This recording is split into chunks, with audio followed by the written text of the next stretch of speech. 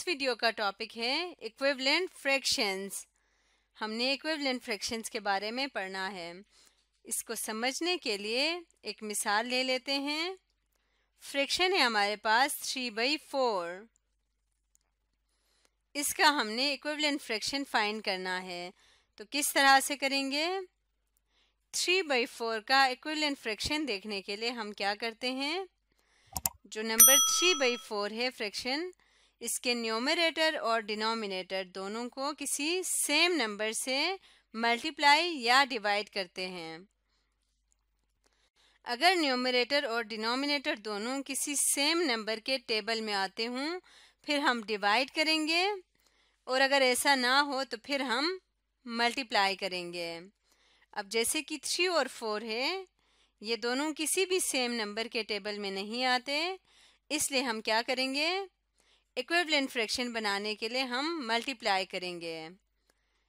2 के साथ मल्टीप्लाई करते हैं, न्यूमरेटर को भी और डिनोमिनेटर को भी। 3 2s are 6 आ जाएगा और 4 2s are 8 आ जाएगा। तो आंसर आया 6/8। तो 3/4 का ये इक्विवेलेंट फ्रैक्शन है 6/8। 6/8 क्या है? 3/4 का इक्विवेलेंट फ्रैक्शन है। ये हमें कैसे पता चला? क्योंकि हमने न्यूमरेटर और डिनोमिनेटर दोनों को सेम नंबर से मल्टीप्लाई किया था। यहाँ से हम एक और चीज़ भी लिख सकते हैं कि 3 × 2 डिवाइड बाई 4 × 2। इसको हम कैसे लिख सकते हैं? अगर इसको हम गौर से देखें, हम इसको लिख सकते हैं 3/4 मल्टीप्लाई बाई 2/2, यानी दो डिफरेंट फ्रैक्शंस की मल्टीप्लिकेशन की शक्ल में लिख सकते हैं। ऐसा कैसे हम लिख सकते हैं? क्योंकि जब फ्रैक्शंस मल्टीप्लाई होते हैं तो न्यूमरेटर्स आपस में मल्टीप्लाई होते हैं और डिनोमिनेटर्स आपस में मल्टीप्लाई होते हैं। तो 3 × 2 4 × 2 इस तरह से होंगे। तो इसको हम तोड़ के भी लिख सकते हैं। तो इसको जब हमने तोड़ के लिखा तो ये आ गया 3/4 मल्टीप्लाई बाई 2/2। अब 2 और 2 आपस में कैंसिल हो जाएंगे। 2 1s are 2, 2 1s are 2, तो ये बच गया 1/1। तो ये इक्वल आया 3/4 मल्टीप्लाई बाई 1/1। 1/1 किसके इक्वल है? 1 के ही इक्वल है। तो यहाँ पे हम लिख सकते हैं 3/4 और मल्टीप्लाई बाई 1,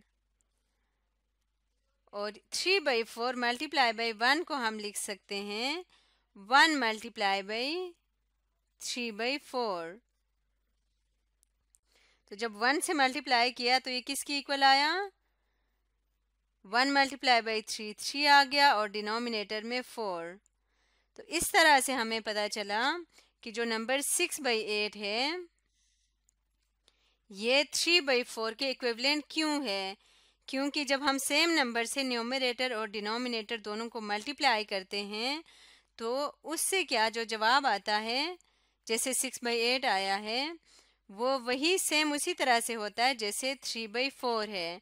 उस पर कोई फ़र्क नहीं पड़ता, क्योंकि हमने अलग करके देखा, सिंप्लीफाई किया तो दोबारा हमारे पास 3/4 ही आ गया। तो जब हम न्यूमरेटर और डिनोमिनेटर दोनों को सेम नंबर से मल्टीप्लाई करते हैं तो फ्रैक्शन पे कोई फ़र्क नहीं पड़ता, वो सेम रहता है। एक और मिसाल ले लेते हैं। 2/4 एक फ्रैक्शन है। अब हमने इसके 2 इक्विवेलेंट फ्रैक्शंस लिखने हैं। सबसे पहले हम देखेंगे कि जो फ्रैक्शन 2/4 है, इसके न्यूमरेटर और डिनोमिनेटर किसी सेम नंबर के टेबल में जाते हैं। ये दोनों 2 के टेबल में आता है, तो इसको हम लिखेंगे 2/4 को जिसके टेबल में आए उससे डिवाइड कर देंगे। क्योंकि ये दोनों 2 के टेबल में आते हैं, इसलिए दोनों को 2 से डिवाइड करेंगे। 2 डिवाइड बाई 2 और 4 डिवाइड बाई 2। तो जब दोनों को 2 से डिवाइड करेंगे तो 2 डिवाइड बाई 2 का क्या जवाब आएगा? 2 1 ज़र 2। इसका जवाब आएगा 1। तो यहाँ पे लिख लेते हैं 1 न्यूमरेटर में, और डिनोमिनेटर में है 4 डिवाइड बाई 2।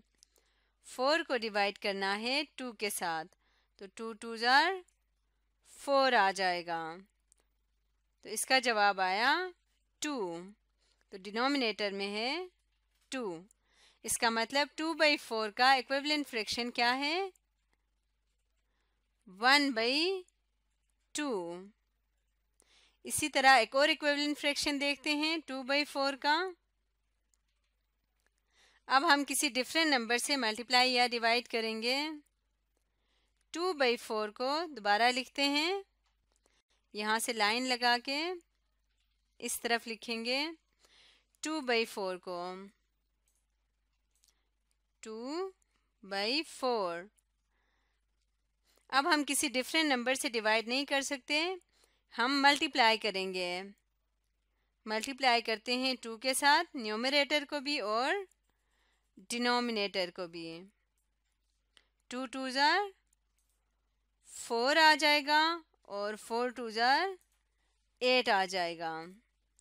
तो आंसर आया 4/8। तो इसका मतलब 2/4 का एक और इक्विवेलेंट फ्रैक्शन आ गया, जो कि है 4/8। तो ये हमने दो इक्विवेलेंट फ्रैक्शंस फाइंड कर लिए 2/4 के। एक है 1/2 और दूसरा है 4/8। आप इस तरह के और भी इक्विवेलेंट फ्रैक्शंस फाइंड कर सकते हैं। तो आज हमने सीखा इक्विवेलेंट फ्रैक्शंस के बारे में।